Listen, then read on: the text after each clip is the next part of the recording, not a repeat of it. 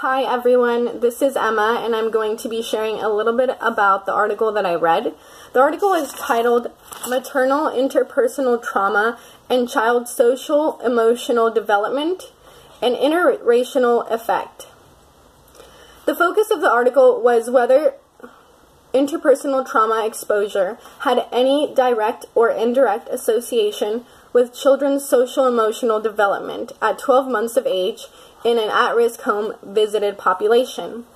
As we all know, social emotional health has been linked to cognitive outcomes and later academic performance. One thing that can hugely negatively impact this is poverty. It compromises the environmental supports and increases the risk of impaired development. Two things that are the mostly negatively impact are psychological stress and poor nutrition. Now, the sample size was 2,193 mother-child dyads. These children were born between January 2007 and June 2010. Out of those 2,193 mother-child dyads, 1,172 participated as the sample size, and the excluded 1,021 were the control group. This study was conducted in Southwest Ohio and Northern Kentucky. The home visits went like this. For the first month of prenatal, so this is during pregnancy, the first month of pregnancy, the visitors went to the mother's and child's home for weekly visits. After the first month, it was bi-weekly, and for the last month, it returned to weekly visits. After birth was the same thing. At first it was weekly and then it gradually became bi-weekly.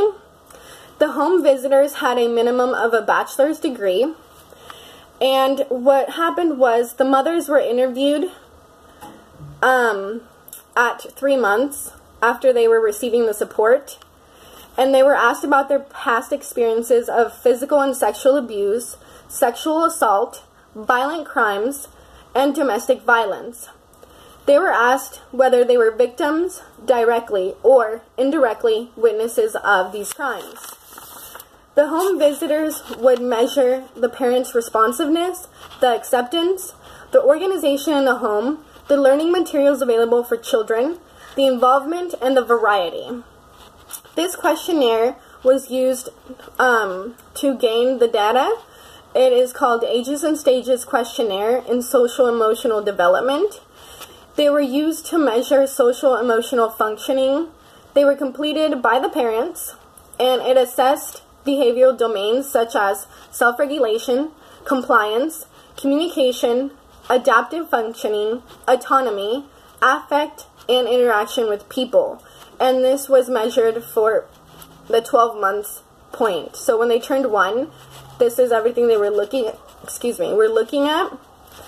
Now, the support that the parents received were from NFP and HFA. So those programs stand for Nurse Family Partnership and Healthy Families of America. So what the visitors did was tried to develop parental skills and support healthy child development. And this program is a network of 11 community-based sites in Southwest Ohio and Northern Kentucky.